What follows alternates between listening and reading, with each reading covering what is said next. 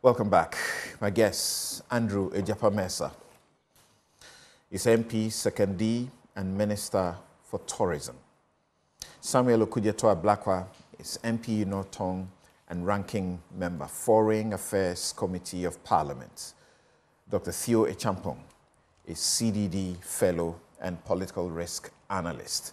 They will help us to analyze the NIB, not the bank, the State's Intelligence Organization's report on who should be Dr. Bawumia's running mate.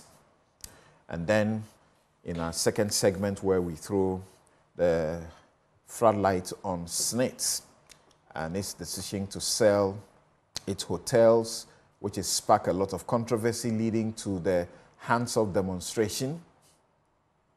This week, we shall have the two gentlemen right here, and also Dr. Theo Echampong, as well as Abraham Kumsin, Secretary General of the Ghana Federation of Labour. And then the three who are starting with us will also end with us on the subject of Parliament's inability, a 275-member chamber, its inability to raise 92 of its members so it can conduct its ordinary business. Yes, it's okay to blame it on the minority because they accompany Ato Forcing to the court. The judge has refused to grant them their prayer that he should be allowed to come to Parliament on certain days. And they too say, if you won't allow him, we will follow him to the court and not do parliamentary business. You can blame them. But whilst you blame them, remember that the NPP has how many members of Parliament? And yet they cannot raise 92 members to do the ordinary business of the House. So in fact, what they have been doing over the last few days, in the weeks, has been this. You try to get the few people in the House, the handful of people in the House, you get them to be mute. Nobody raises an issue of a quorum so that they will illegally conduct business. Because once the issue of quorum is not raised, they are allowed to continue even if there are two people in the House. Yeah. Unless somebody says, we are not 92, so we can't continue, then the speaker will stop. Anyway, interesting. Gentlemen, thank you very much and welcome to Newsfile this morning. Pleasure. Right. Dr. Theo Echampong, are you with us? Okay, Dr. Theo Echampong will join us shortly. Now, so the NIB report, I'm sure, gentlemen, you've all taken a look at it. It says it surveyed some 5,116 NPP executives across the country, and out of that number, you have as many as 94% saying Bawumia should choose a male vice presidential candidate, so to speak, a flag bearer, supporter, running mates. And then 92, almost 93% of them want whoever is choosing this man to come from the Ashanti region and no other place. They gave Matthew Opoku Prempeh 76%. Okay, so I looked at, they gave Matthew Opoku Prempeh, yes, 84%, is it? And then 15% for Educhum. Or rather, the preferred candidate, the most preferred, has 76%. Matthew Opoku Prempeh, 76%. And then Educhum had 10.16%. Osaiche Mensa Bonsu is in the running with 3.38%. Frema Opare, 3.34%. Joe Osei Wusujo Wise, 2.27%. And all the others that you may have heard mentioned before, 4.5%, 4.57%. So let's start with you, Ejapamesa.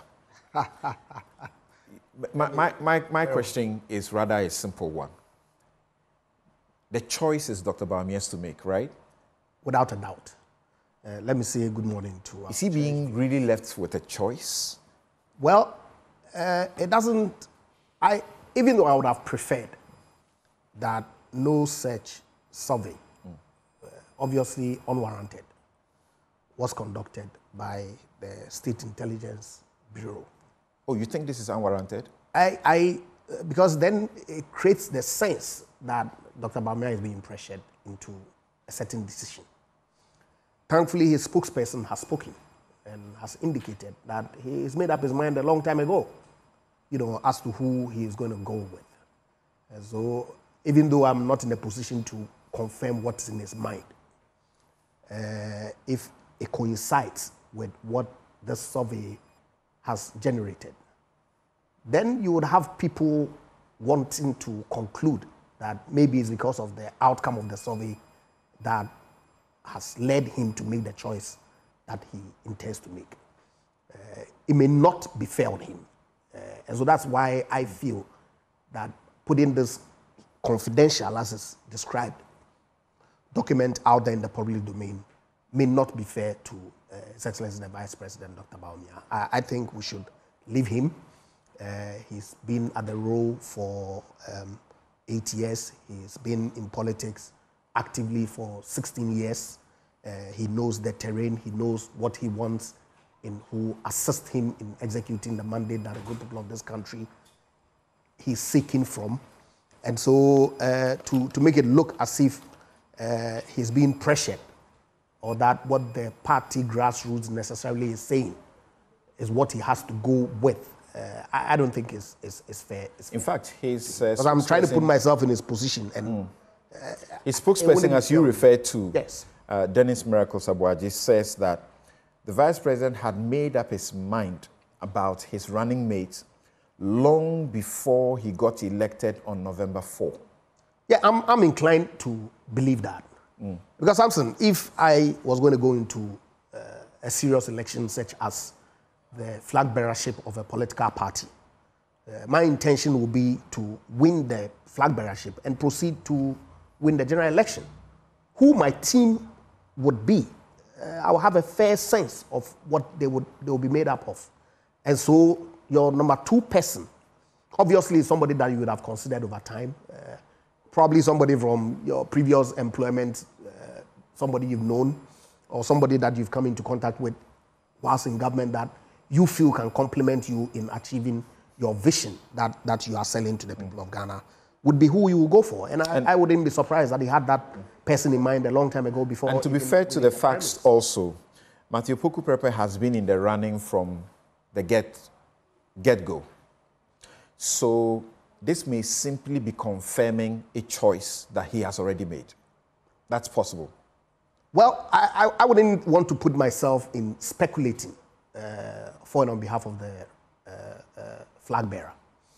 I think we have to afford him the opportunity to announce formally his choice. I have worked with Dr. Matthew Poku Prepe for at least 3.5 years, directly. I've known him for some time during our first term in Parliament. I even knew him before when he was banking at my previous employment, First Atlantic Merchant Bank, where I worked for close to 8 years. Okay, so I've known him. I've publicly gone out to express my desire that if the Vice President selects him, it will be an ideal choice. Okay. But it is not for me. Okay, I can, and same with other people who are expressing views on other people that they know that they would want or wish for the Vice President to make an announcement in their favor. But he is the one we've chosen to lead our party. He is the one that we are presenting on our ticket. He is the one, if by the grace of God he wins, going to govern the country. So he is the one that our Constitution empowers him to choose who he feels he's comfortable with to work, to partner him in going into the election and to govern our country. So I think that it's only fair that we allow him to make his own choice. And whatever choice that he makes, my understanding is that very soon would not be based on any pressures from anybody necessarily, but because he himself knows that this is the person. The commentary is that it's taking the vice president too long. I don't think so at all. To make a decision. I do not think so at all. Your opponent made his decision long before now. When was he selected? Before he made his decision, when was he there selected? were comments from your party members suggesting that it was taking him forever to make that decision. When was our opponent selected? And when did he announce his running mate? In fact, the fact that it turned out to be someone that he had contested with before, the time that it took for him to announce, in my view, I don't want to use unwarranted again. But clearly, so you cannot fault Dr. Bawumia, who was selected only in November, and we're in June, 6 or so months down the line. Because you see, like Miracle said, there are a lot of consultations a lot of consultations that you need to go through before you finally put out the name. Yes, you have the prerogative to choose, but you operate within a system. And so it is important that you bring everybody along. And so that bringing everybody along would require some consultative process. And I'm sure that that's exactly what His Excellency the Vice President is going to do now. As a party, are you worried that some surveys, public ones, do suggest often that Educhum may be the ideal guy? From the way you look at him, does he compare to the Opoku Prempeh that you would wish becomes the vice presidential candidate? Look, everybody, I'm sure, has some strengths. Everybody obviously will have some weaknesses. And so it's a gamut of the two that the candidate will have to weigh. Dr. Educhum is an excellent human being. I haven't worked with him closely, but I've sat in cabinet with him for some time now, and his contributions are pretty excellent. He carries himself well. But of course, he may have some weaknesses that would come to the fore. And if you look at the survey, what the party people felt clearly tells you that the strengths that he has is not sufficient enough to outweigh the weaknesses in their view. All right. And so I think that whoever the vice president selects, I'm happy. I trust in his judgment. I would work with him and whoever he chooses to ensure that we win the election in 2024. What influences the decision more? What the party people want or what the generality of Ghanaians want? And there are many who cast Matthew Opoku Prempeh as arrogant. Because they don't know him. Yes. and I know these things can happen. And I make a confession to you. Yeah. When, for a long time, Akufo-Addo was contesting and he was being cast in the picture and frame of arrogance. Mm-hmm. And many people were just saying he's arrogant, he doesn't deserve to get close to the presidency and so on. I had the opportunity to join his campaign. And throughout the campaign, as we went around the country, I came to report with my encounters with him that from what I have seen, mm-hmm. he's not arrogant. And that his confidence at what he knows and does, and the way he does it, may be what people misconstrue for arrogance. But is it not the case that people tend to castigate who they feel to be their strongest opponent more, with all sorts of characterizations? And so it doesn't come to me as a surprise at all when people describe Dr. Matthew Opoku Prempeh in those terms. Okay. But anybody who has had any close association with him probably will die for him because of the kind of human being that he is. Okay. And so... how soon are we expecting this announcement to be made? I'm not in a position to say. Oh, you know it, please. No, I'm not. Honest to God, I do not. We had been told by the campaign team that the announcement will be made sometime in June. We still have some 10 or 11 days more for the month to run out. 8 days. So let's see if there's any reason why it would be deferred further. I'm sure that the consultations amongst the party hierarchy and the candidate will be held and that extension will be granted. But the speculation that has been too long in coming, I don't think that it's borne out by anything on the ground at all. If you compare to previous times that the running mate was selected across So, parties. Sammy, what a coincidence that it is expected that this announcement will happen in June, and just in the middle somewhere, then the National Intelligence Bureau throws this at the public. Well, good morning, Samson. Good morning to Ijapa Mesa and the rest of the panel and all our viewers. What's your media organization again? Across the globe. Your media organization, what's the name again? The Reverend gave you a certain media name for your media work. You've forgotten. Oh, Demon Investigations.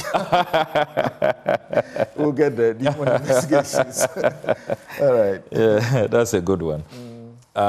Let me begin by expressing my very strong reservation.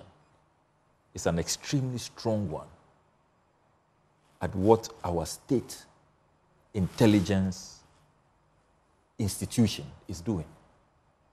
This will not be This new. is an organization run with our taxes. All Ghanaians, not only NPP members.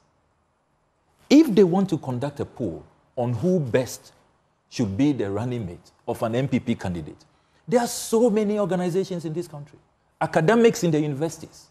Go and engage them with your party money, dues from your members. Don't use our organization, a state-run organization, run with our taxes. This is abuse of office. Will this be new? I have never heard this or seen. It used to be BNI in the past. That's right.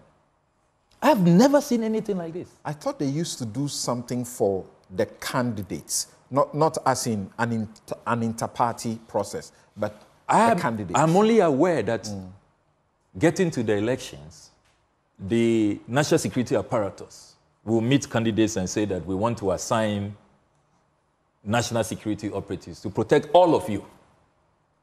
In this case, so where is the poll that they did to support the NDC presidential candidate, the CPP presidential candidate, the aspiring PNC presidential candidate? Let's stop this abuse of office. Let me pay regard to the Security and Intelligence Agencies Act 2020. The National Security Intelligence Agencies. Section 12, the departments existing immediately before the coming into force of this act and known as the Bureau of National Investigation, now referred to as the National Intelligence Bureau and the Research Department respectively, are continued in existence under this act as the internal and external intelligence agencies of the state. The supervising body of the intelligence agencies is the National Security Council, and we know the National Security Council is chaired by the president. You have foreign minister, finance minister, other ministers there, paid by taxpayers. Let's come to section 14, functions of the National Security Intelligence Agencies, the internal agency. So the internal agency in this case is the National Intelligence Bureau, which is busying itself about with NPP polls. This is its function under the law. To brief the President, the National Security Council, and any other relevant stakeholder on intelligence gathered internally, relevant to the national security interests of the country. National security interests of the country. How does choosing Napo, Dumchum, or whoever become relevant to the national security interests of our country? B, monitor, collect, analyze, evaluate, retain, and disseminate in an appropriate manner information and intelligence gathered internally and perform intelligence operations. They shall be responsible for counterintelligence and activities for the internal security and stability of the country. Intelligence gathered internally in order to prevent counter-violent extremism, including terrorism in the country. Serious mandate given to this body. And you go about conducting NPP polls with my taxpayers' money? How do they expect NDC members to feel? Neutrals to feel? With our taxes. That's what they are doing with our taxes. In the NDC, I'm aware that before President Mahama announced Professor Nana Jinopoku Ajima, his spokespersons have confirmed that they conducted 4 polls. Those polls were conducted by private organizations. Ghana does not lack pollsters, credible ones at that. Take NPP money from NPP dues. Now, how much has been spent on this.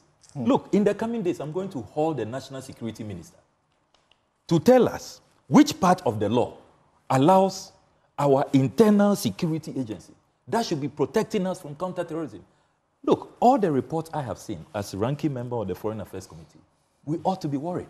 What is happening along the borders? Are you aware that all our neighbors have been hit with terrorism? All of them, not one. Togo was with us in the exclusive minority group of countries that have not been hit. They have been hit recently. So we have been asked to be on the red alert.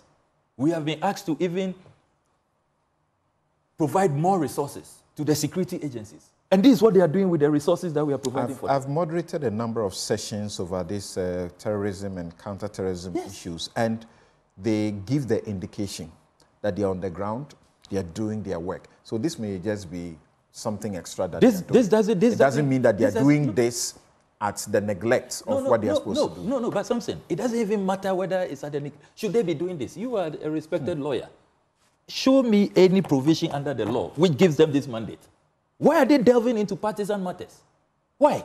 When you do this, are you not just getting everybody there to become an NPP functionary? Why are you looking for NPP delegates and interviewing them when you should be fighting counterterrorism, making sure that the stability, the territorial integrity of our country is protected? Is this your mandate? Look, as we speak, Galamsey, are you aware Galamsey is back? In full force. It's not too long ago, the nation...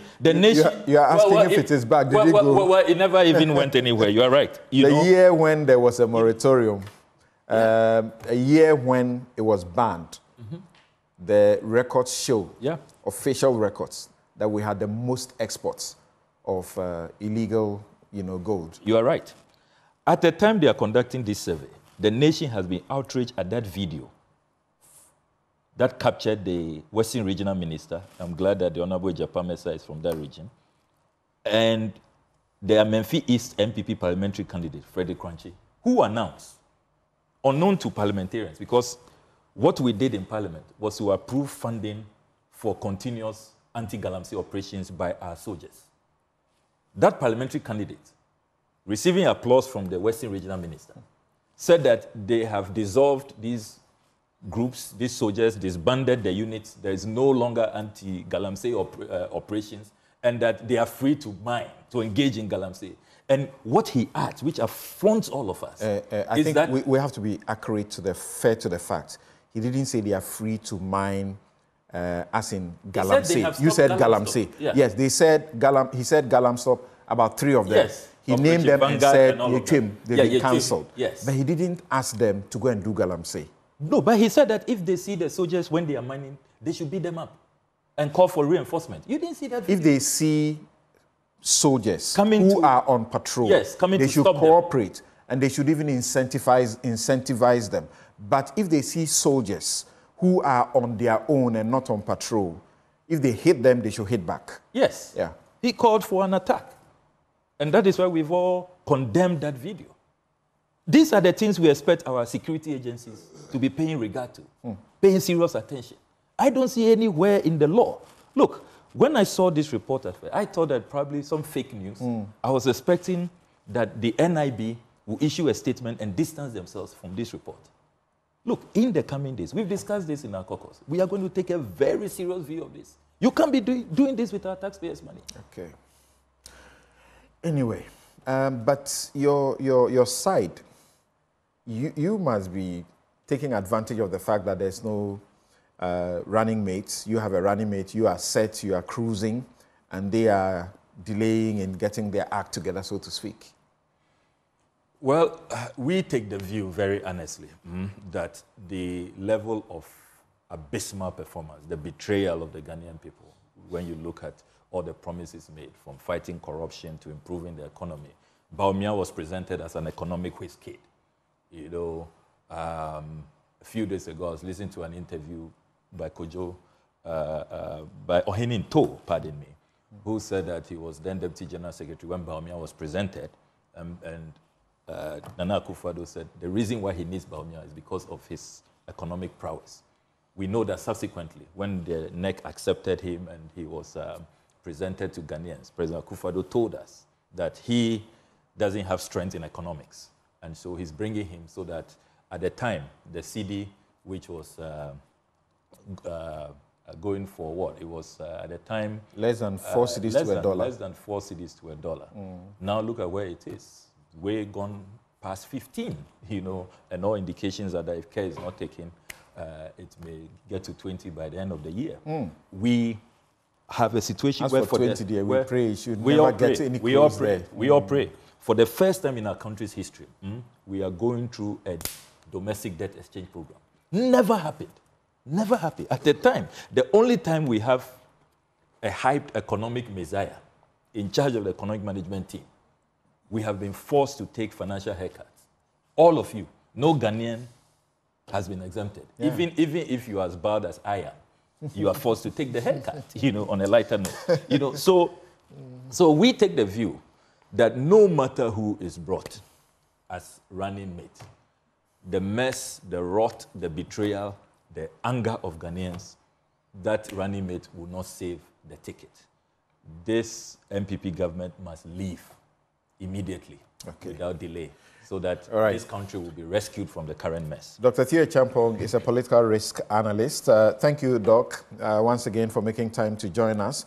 And what do you say? I have a message from one of the towering, you know, CSO leaders, very respected, and he says that if the mate is such a powerless job, why is the driver having such a hard time choosing a mate? Is the car owner dictating to the driver who he should choose as his mate? And you may have read Professor Kwesi Anke's piece where he feels that Bawumia is being stampeded, and he calls him, he says, poor Mahmoud, the sad plight of a happy man. And then he calls on the party elders to take control and rein in those who are doing the posturing and insisting that you must choose this, you must choose that. And some actually say, if you don't pick our choice, there will be hell. You know, hell will break loose in the party. And now it's become almost something he cannot do anything about, that he must pick from Ashanti region. Yes, good morning, Samson, to Mr. Sami and to Ghanaians, and it's always a pleasure to be here. You didn't add my other hat, which is the economic side. People would think you're just... We'll get there. For this purpose, political risk analyst. Absolutely, absolutely. Right. No, I don't think it's a powerless job. And I read Professor Yanke's piece earlier in the week, and I think, yeah, it's absolutely spot on in terms of the pressure that is at bear on, you know, the vice president, now flag bearer of the ruling NPP, to make a choice as to who would partner him in the election. And you've seen a lot of demands that have come through from various pressure groups within the party and other, you know, members regarding who they would prefer to partner the man.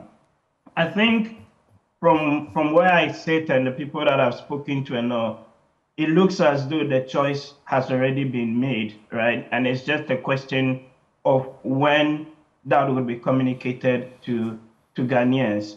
I've seen the NIB poll as well, and I'll come to some of the issues around that in terms of the timing, and I align with some of the points that Sami has actually made. You know, should we or should our security agencies be wasting their time, you know, conducting such polls when there are bigger issues of terrorism to fight? But if you actually look at the people that they poll, so these are the party grassroots, and you asked an extremely important question earlier, which is that, you know, the desires of the party, in this case here, you're getting almost 8 in 10 of the people they polled wanting the energy minister, Matthew Pokupempe, as the running mate. versus the desire of Ghanaians, how do you actually square that? So, for example, you look at the report, and it talks about they want charisma, they want someone who has popularity amongst the party members or the grassroots, and can also drive to an extent, party unity. I did not see also too much about the extent to which the candidate would also kind of complement, right, the ruling or the running mate, and what other things that they bring to the table. Because I think it's quite important, because you would see that if you actually poll Ghanaians as a sample group in terms of what they actually want from a running mate, versus if you poll from amongst the party itself. So this is a tough sample. You may get that the differences and the aspirations are quite different in that extent. And that leads me to actually quite an important point, which is that strategically, right, from the point of the NPP, is it then the case that, well, going into this election, we have to focus on our core grassroots, the people that we can get them to turn up, to vote, especially given the issues that have happened with the economy, the exchange rate, and the cost of living and all of that. So if you assume, right, of argument's sake, that you want to tap into your voter base and therefore not get a lot of people being apathetic, as we saw in 2008, then it may make sense with the choice that ultimately they would decide to actually go right with. If, on the other hand, we run or make an assumption again that, well, you actually need the middle class voters, you need them to be up and running and then to vote for you, then again, that is where you then will see some differences between the desires or the aspirations of the party people versus the broader aspirations of Ghanaians. So for me, I don't envy the vice president at all. It's a difficult choice that he's got to make.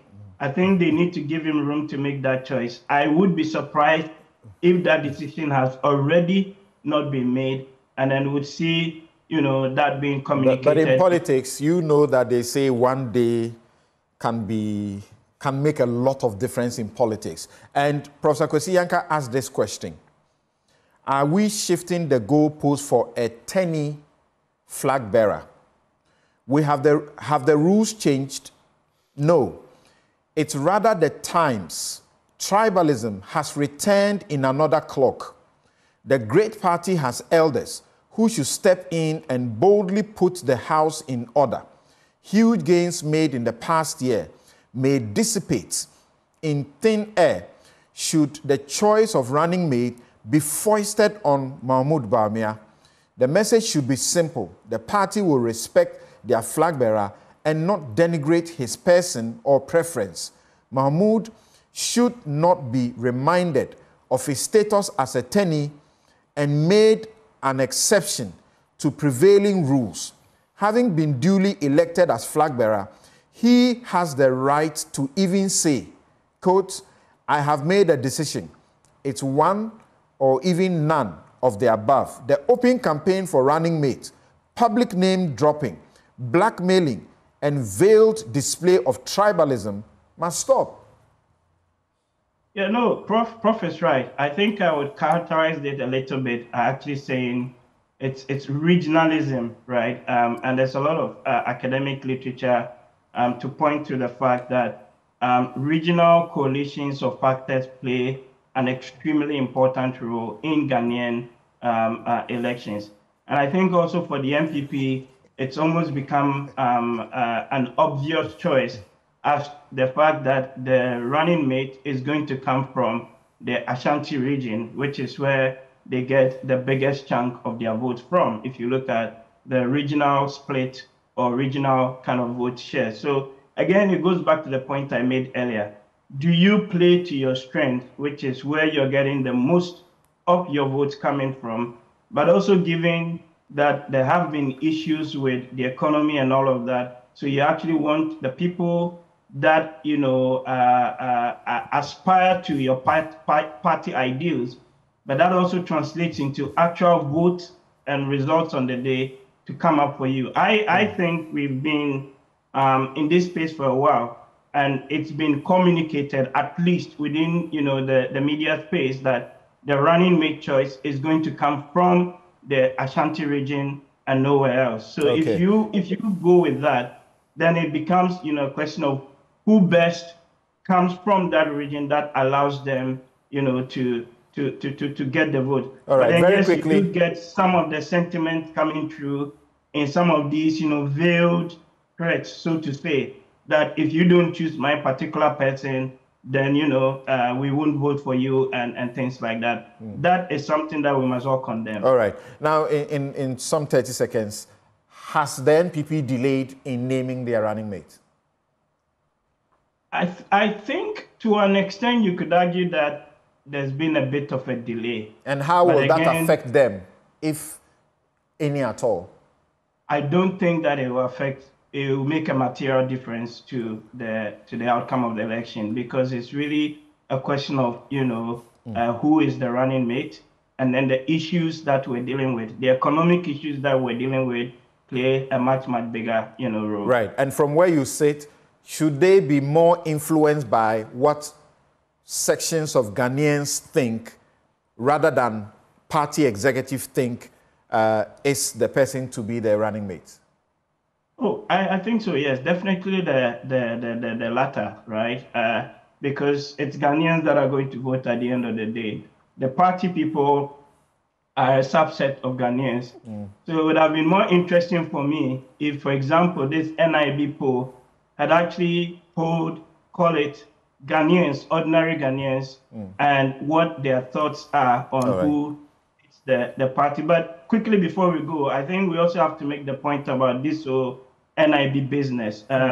You know, I think it amounts to abuse of office to an extent, that if the party really wants to conduct poll and even poll its members, there are people, the organizations out there that can do that for them. And they have been doing that anyway. The optics don't look good. I've heard people make argument that, oh, but in the past, similar polls and things have been made. But if you actually look at the mandate of the NIB, and Samir read aspects of the law, vis-a-vis what's actually been done here, I struggle to actually reconcile the two. You know, what is the national security interest in all of this in terms of this polling? All right. It makes sense.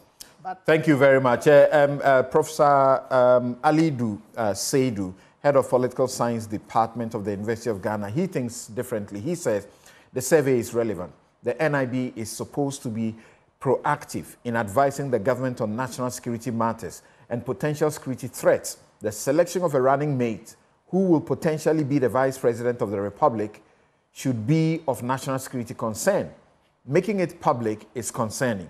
I'm not sure it was meant to sway opinions towards a particular candidate or not. You can't be sure about this. I mean, the professor's view, I share in part. Okay. But I'm not so sure whether there's any indication that this was officially sanctioned. Okay. Either by the presidency or the executive or the office of the flag bearer. Or a candidate. Or a candidate. I'm not so sure. And I don't hold brief for National Intelligence Bureau. I'm sure they can speak for themselves. And I'll urge my good friend, as he's indicated, that he's going to hold a national security minister to come and provide the answers. All right. But you see, we're not doing another round. Just very quick. Just a quick one. Move on to. Sami expresses strong reservation about use of public funds. Yeah. He's all of a sudden forgotten about Cambridge Analytica, where they used 6 million of a loan that had been contracted to build hospitals, to conduct election survey for the NDC in 2016. All of a sudden. That's the kind of hypocrisy that we should discourage from our politicking. You're saying that you were part of that government. State funds. State loans that have been contracted. Okay. Really? I'm hearing this for the first time. You are hearing this for the first time? Yeah. Something you don't know Cambridge Analytica. I don't know that by state funds. State were used... Loan, NMS, loan that were contracted for hospitals. Loans approved by Parliament? I'm hearing this for the first time. You will hear it for the first time. And you have not exacted accountability from whoever... You're a member of Parliament. In fact, the special prosecutor... not taking action on the special prosecutor actually even conducted an investigation. And what was the outcome? I'm not aware of what the outcome is, but I'm saying to you that during Mr. Mohammed's time... Because I will support you. Samson, you don't know Cambridge Analytica. I really want to understand. You haven't heard of Cambridge Analytica before. I've heard that. And what did they do? They conducted election survey for the NDC. The question here... With which money? Here.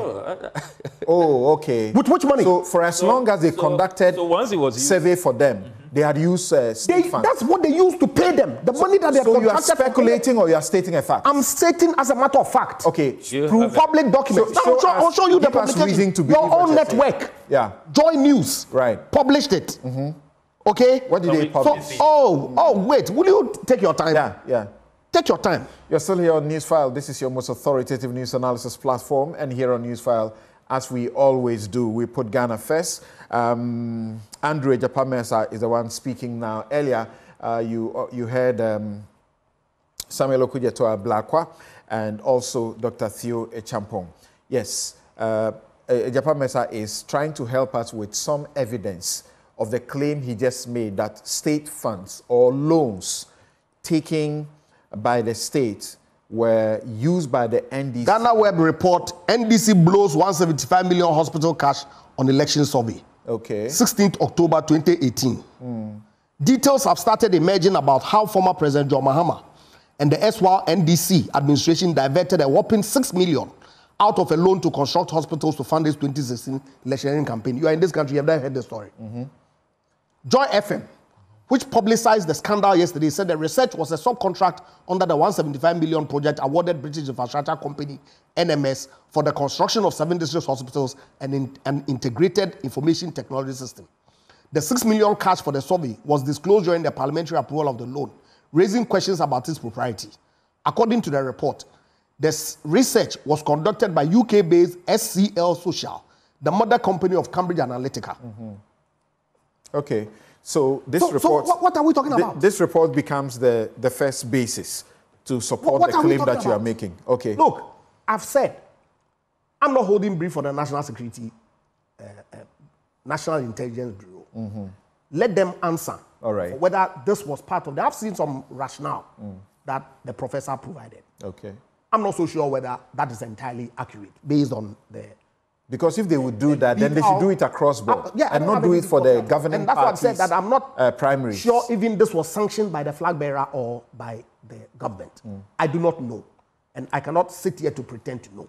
Okay. But but as people in government, so-called strong reservation. As people in government, what are we talking about? Do you have any aversion to that? What they have done? If it's not within their mandate, speaking for myself, I don't think that it's something that they should have done. In any event, I have said that the exercise in itself, to the extent that it creates an impression of some pressure on the vice president, I do not support. Okay. You think you would have said the same thing, this would have been your position if you were in opposition and the NDC was in government and this was done? How else would you think I would describe this position that I've had? I suspect you'd have been saying what Okudzeto said, what Dr. Theo Echampong said. But I said I do not support the work that the National Intelligence Bureau has done. But you will not condemn. And I've asked him that if he says you cannot exact accountability from public institutions on Joy FM Newsfile. You can. It's part of the... No, I'm coming. It's part of the accountability mechanism. So how are you going to hold that? The media is actually a critical part of the accountability mechanism. How are you going to ask the critical persons involved? Okay. He said that he's going to Parliament. Okay, so let's not relitigate this. Franklin Kujo says that the survey report by the NIB is even poorly done. We should ask for a refund. Bawumia should ignore the conclusions. But he also notes that he saw same survey report done by the BNI or the intelligence unit during the NDC days. That's why I was asking, you earlier that there was nothing new about this, because something tells me that this is not new. Well, except that those who are saying it's not new have not provided the report. Okay. If you say you saw it, you should provide it. I to be very honest with you, have not seen the previous BNI carry out this kind of survey. Look, and even if they did it in the past, it doesn't make it right now. I always insist that let's mature as a country. Let's grow as a country. Let's think about the national interest. This attempt to just be static. And we are actually now descending into the abyss with this politics of equalization. This SML $6 million thing, as a member of the NDC,